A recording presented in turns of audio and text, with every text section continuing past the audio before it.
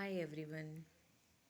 आज मैं आप लोगों के साथ ना एक बहुत ही दुखद घटना शेयर करने लगी हूँ, जिसमें कि ना कभी कभी ऐसा लगता है कि हम यार कैसे सोसाइटी में रह रहे हैं, कैसे लोग हैं हमारे आसपास, कुछ समझ में नहीं आता है।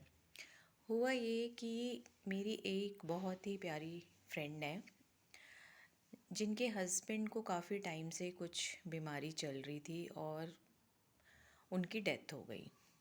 मेरी फ्रेंड की भी ज़्यादा एज नहीं है, अराउंड 40 होंगी वो, और अच्छे खासे पढ़ी लिखी हैं, सेक्टर में रहती हैं, अच्छी सोसाइटी में रहती हैं।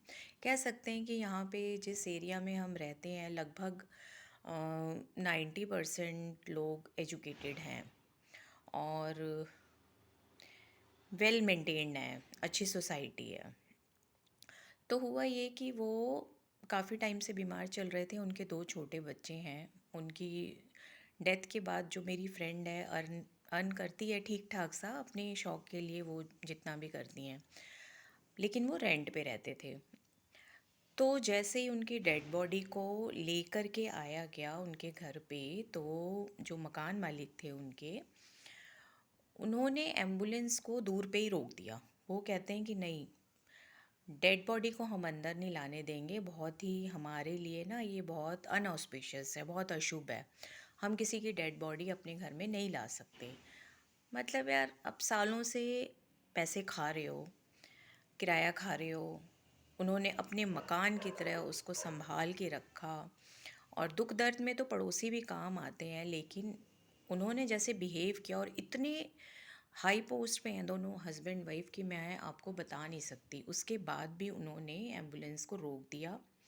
बाय चांस जो उसकी मदर इन लॉ है पास में ही रहती थी, बेचारी बीमार विडो औरत हैं, वो भी व्हील चेयर पे, उनके घर उनको ले जाया गया, उसके आई मीन हस्बैंड की बॉडी को, और वहाँ पे ले जा करके सारे जो कस्टम्स थे, क्रिमेशन एंड ऑल, वो सब कुछ वहाँ पे हुआ। इतना ही नहीं, उन्होंने वहाँ पे उसको आने नहीं दिया उनके ही घर पे। दूसरा, जैसे ही वो मूव भी नहीं किया था, उन्होंने वहाँ पे पता नहीं नमक वमक एंड ऑल ये सब उन्होंने डालना शुरू कर दिया कि ये तो हमारा घर तो बहुत अपवित्र हो गया है। अब उसके बाद 4 दिन भी उन्होंने वेट नहीं किया। जो मेरी फ्रेंड का सामान था, स्कूटी वगैरह जो उसके जैसे बरांडे में रहती हैं, वो सब कुछ बाहर निकाल दिया उन्होंने, और जो सिक्योरिटी थी वो रिटर्न नहीं की। फिर कहते हैं कि आप मकान खाली करो, क्योंकि उसके बच्चे छोटे थे।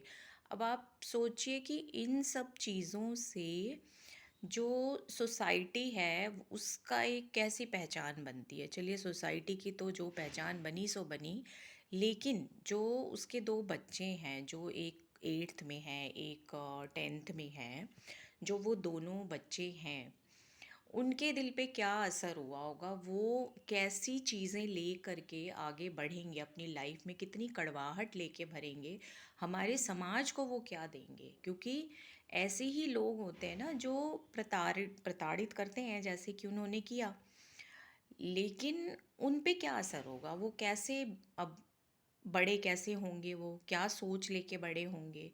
खैर, पेरेंट्स में तो वो सिंगल मदर रह गई है, लेकिन शर्म आती है ऐसे लोगों पे, मतलब बिल्कुल शर्म आती है कि मन तो करता है कि उनके खिलाफ़ पुलिस कंप्लेंट करनी चाहिए थी, सब कुछ करना चाहिए था, लेकिन सिचुएशन ऐसी थी नहीं उस टाइम पे।